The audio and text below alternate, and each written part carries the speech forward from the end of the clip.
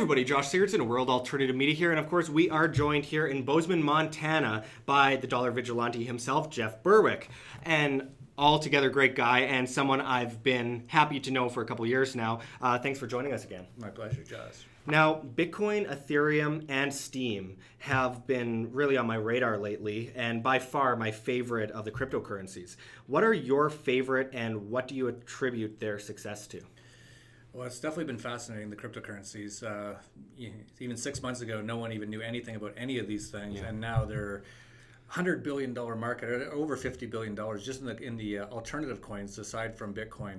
Even Ethereum was only at about $2 when I recommended it a year and a half ago. Yeah. Now it's at $400. So it's been just incredible to see. It's beaten all my expectations. I said this was going to happen, but I didn't think in the alternative currencies it would happen so fast. Some people say it's happening because Bitcoin's had some issues with speed, transaction times, with the cost. But there's more to it than that. It just somehow just caught the market at the right time, at the right place.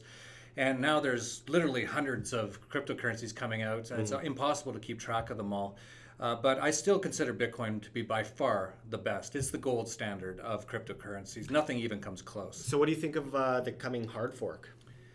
Well, we'll see if it is a hard fork. It's still being discussed. This has been going on for a number of months. There could be a soft fork with, what's it, BIP 149 or so. You can't even keep track of all this stuff. But I'm not too worried about it at this moment in time. It looks like things are progressing in the right direction. We'll see what happens. Bitcoin's had these sort of problems since the beginning. Every year, something everyone says, oh, this is going to be a huge issue. The market always seems to find a way. But it's still by far the biggest, the gold standard of cryptocurrencies. If you look at things like Ethereum, that has a lot of problems as well. Like, look at what happened last year with the DAO, the DAO. Look what happened with their, essentially a fork where, however it's his name, Vitalik Buterin, basically said, oh, I'm going to change, these coins are yours, these are yours. That's not how a cryptocurrency should work. So this has got a major issues, Ethereum. And the fact that its market cap is now over $30 billion, it's incredible. It's definitely overshot anything I ever thought it would this year, for sure. Like, these things are still very early, but still, to me, Bitcoin, nothing even comes close to Bitcoin. Well, it's interesting because there's that Peter Thiel connection with Ethereum. Actually, Dan Dix of Press for Truth did an excellent report not too long ago on how Peter Thiel is actually involved in Ethereum in the initial investment phase, and how he tried to start PayPal as something similar to what Ethereum is, but he couldn't do it, and Vitalik Buterin, or whatever the hell, was able to accomplish what he wanted and gave him a ton of money to develop it. But I've often said that Bitcoin to the crypto bubble is like Amazon and Google to the dot-com bubble, something you're quite familiar with, unfortunately. But people too often create false equivalencies between decentralized bubble-based, or a decentralized bubble based on demand, and a centrally planned derivatives market bubble based on manipulation. This is something people like Peter Schiff are clueless about. With that said, is there a bubble, and should people be concerned? It's hard to say if you can never tell you're in a bubble when you're in the bubble, but definitely if you look at the market cap of all the cryptocurrencies, it's up like 900% in the last 6 months. That's in any market, that's got to ring some alarm bells that maybe it's getting a little frothy. Bitcoin itself is actually fairly reasonable in my opinion, because I was asked at the in 2016 where I thought Bitcoin would end 2017 at. And I believe my answer was $2,900, which is about exactly where it hit for its high already this year. So it already hit my projection. And that was based on just supply and demand. I assumed Bitcoin would go to at least that level. So Bitcoin, of all the cryptocurrencies, is the least bubblicious. It's in fact, I think if the altcoins have a pullback, which they should and have to have at some point, that will really be a boost for Bitcoin, because everyone is in altcoins. They're not going to go back into US dollars. No. They're going to go probably to the gold standard, which is Bitcoin, which could really boost Bitcoin. So the answer to the question is no, I don't think Bitcoin's in a bubble, but definitely some of these other cryptocurrencies, absolutely. And they could really have a massive pullback. Well, just like you pointed out with the dot-com bubble, back then there was thousands of internet companies, and very few of them actually survived after the tech bubble burst, and that's what we're going to see in the cryptocurrencies. Absolutely. I think, would you say that STEEM has a possibility of crashing? STEEM I like at this moment in time. I like what I'm seeing. There's they've had a huge uptake on their usership. There's now more people trying to join every day than they had using the entire site 6 months ago. For people who don't know, it's a decentralized social media platform using a cryptocurrency, and you actually, instead of miners making the money when you create the currency, it's the content contributors. It's around Steam right now, if I remember correctly, is around $400 million market cap, which is pretty high. Yeah. However, it has a lot of potential, and it's getting a lot of attention right now. And so many people are doing so well just creating content, including yourself. I've seen on there recently. Right. I make still to this day around $1,000 a day on Steam, and I'm seeing so many people from all walks of life going to Steam that I could see it going higher for sure. But it could go down. But that's not one of my. If you made me pick one that I think could really go down in price, or two, I'd say Ripple and Ethereum, because they were the ones that went up the most. Ripple, banker coin, enough said. But I have to thank you for re-steaming a few of my articles on Steam. It means a lot, because you happen to have, I believe, the most followers on Steam on the platform. And now you also have at Jeff Berwick as well for your personal stuff, you walking your dogs.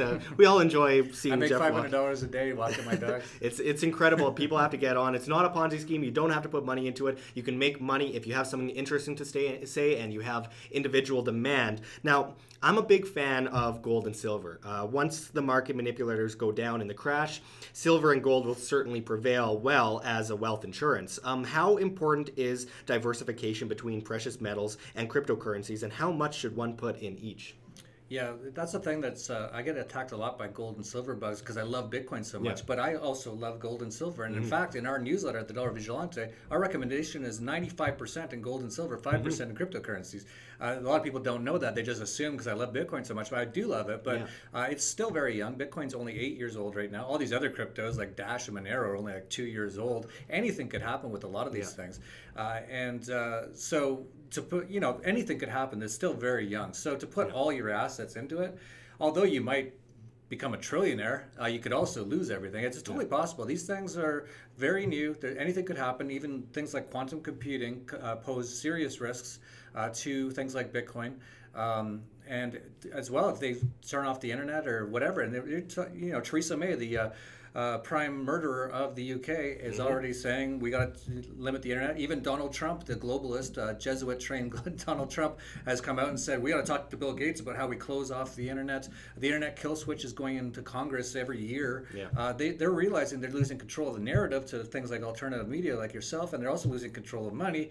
People like the Federal Reserve, central banking is losing control of money to things like Bitcoin. So they're thinking about seriously finding ways to turn off the internet, and if they do, then you're going to lose a lot of your money in cryptocurrency. Well, and they try to hijack every decent movement. Look at what happened with Donald Trump. They got so many libertarians on board. And I would have to just point out quickly that the scarcity with Bitcoin, with the 21 million coins, is very similar to the scarcity with gold, where you need a sun to explode to actually be able to create gold. I mean, people can now use technology to kind of create gold, but it costs more to do it than it is to sell it.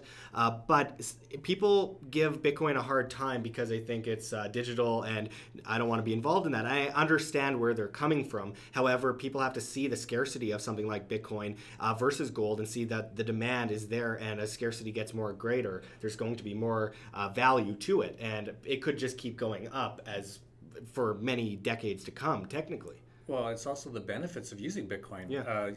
How else can you send $1 million to China right now from my phone for almost free and almost instantaneously, and no one can stop it, and no one even knows who sent it? That is the real, Bitcoin offers massive paradigm shift in finance and money and banking. And even had Barack drone bomber come out last year and come out against Bitcoin saying, well, how are we going to find out to get our taxation, to get our extortion fees from people for the IRS if everyone's got a Swiss bank account in their wallet? And in fact, Bitcoin's better than a Swiss bank account, especially in this digital age. We definitely live in a digital age. Everyone watching this right now is watching it over the internet, probably on their smartphone or on their laptop. It makes perfect sense for our money to come out that's decentralized, that governments can't control, that will actually destroy, hopefully, central banking.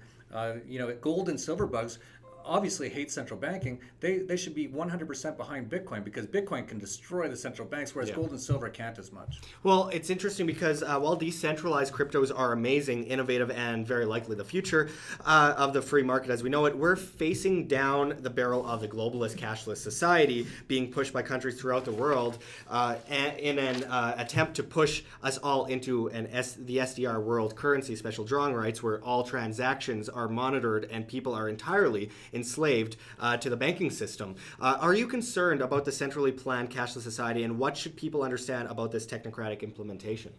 Yeah, absolutely. That's why I like cryptocurrencies so much. It's the antidote to what they're trying to do. And a lot of people who are into the Bible and stuff like that talk about this is the mark of the beast. They're getting rid of cash. I've been talking about the dollar vigilante more than anyone, the war on cash. They're doing test cases in India, just canceling the currency overnight. They've already done test cases in Cyprus for the banking system, doing bank bail-ins. They've already done test cases in Greece. What happens if we shut the banks for months? What's going to happen? They're getting ready to shut it all down. And they've said that they want to do that. And the reason is because they can't control it, and they want everything to be taxed. And if they can get everyone into a digital, and this is where people get confused. They're like, well, that's what the banks want. They want everyone in digital so they can track it all. Yes, that's correct. But Bitcoin, and especially these other cryptocurrencies, you can't really track very easily at all. And so this is the antidote to that. And yeah, they're definitely going to get rid of cash currencies in the next couple of years. This has already been talked about. They're already talking about getting rid of the $100 bill in the U.S. They've already removed, I think, the 500 euro, I believe. Yeah, 86% of cash in India. Yeah, so they're moving forward on that. And where are you going to hide? Are you going to hide with some gold and silver, which you know, if you hold it at a bank, in a bank safety deposit box. In Greece, they just took over all the safety deposit boxes of everyone. So where do you run and hide from this horrible oppressive system that we're all enslaved under currently? Cryptocurrencies, absolutely. They can't stop it. If you even just have Bitcoin and you want to transfer it to someone, you want to make sure no one knows, you can transfer it into Monero, which no one can track, absolutely, or Dash, and then transfer it into Bitcoin if you want, and no one would know where it came from. It's actually impossible to find out, and that's beautiful, and that's what we need, because you know, if they win and they get the world where everything is tracked, they can just, they wrote about it in the Bible, they can just turn off your chip. Yeah. And if people like us say some things they don't like, all of a sudden I go to buy some food. No, we don't accept it. I need to pay for my rent. We can't eat. Your money's no good here. Then I'm basically done. I'm out of business. Go live in the woods. You mentioned the bail-in in Greece, and I mean, this is a prime point for those that mistake a cryptocurrency with obviously the digital centralized currencies put forward by these banks, because if your money's in the bank, it's not yours, it's the bank's. And if your money's always going through the bank digitally, it's never yours, it's always the bank's. You never hold it in your hands, and you're basically an entire slave to the banking system. And I say again and again, they try to shove you down that bottomless pit of debt, and then you're forced to ask for a ladder up from the government and the banking system, and then you are in perfect servitude, and that's exactly where they want people. And I think people have to understand the very real difference, because so many people don't even know what central planning is. But one more thing, what do you think of the latest statist Nazi terrorist anti-free market crypto law, also known as the Combating Money Laundering, Terrorist Financing, and Counterfeiting Act of 2017? Well, I always love it when governments try to come out and stop the market from doing things. So combating, what's the first one? Money laundering. There's nothing wrong with money laundering. That's actually great. I support anyone. Please money launder. Free market. It'll stop most of the wars. It'll stop most of the terrorism, which the governments themselves do. They also say this is to stop terrorism funding. Donald Trump just sold $100 and something billion worth of arms to one of the biggest terrorist governments in the world, Saudi Arabia. Something that Obama himself wouldn't do because he thought it was too much of an infringement on human rights. Think about that.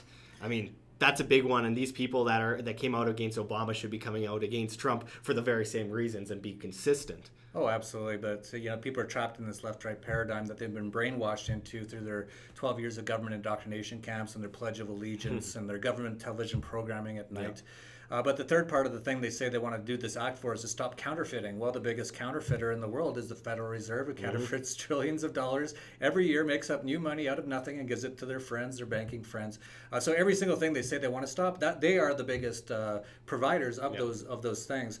And trying to stop money laundering, that's just trying to when people are trying to money launder, they're trying to stop being extorted. So they flip everything upside down. So everyone should just laugh every time they try one of these things. Just laugh and just disregard the government. Don't pay taxes. emboldens them, Yeah. gives them the resources as well. So we're actually paying as people for our own enslavement through taxation. We got to get rid of government. They are there's two main evils in the world today, and that's the government and then the central banks. Absolutely. And then there are indoctrination programs through the public schools and the media. And I just have to point out, it's a lonely world for an anarchist, but it's starting to grow bigger and bigger all the time. And you're one of the reasons why this is happening, I do believe, with Anarchapulco. Just such an incredible conference. I was there just a few months ago. Actually, now that I think of it, it's almost 5 months since Anarchapulco. Time flies, but it's incredible. I can't wait to go there next year. And I salute you in a non-statist way. Thank you, Jeff Berwick. Everyone check out the Dollar Vigilante and Anarchast. Subscribe to the Dollar Vigilante newsletter. Find us on Steam. I'm at Josh Sigurdson. He is at Dollar Vigilante, and at Jeff Berwick. He is double fisting with this one, and I don't blame him. So thanks again. My pleasure. Thank you.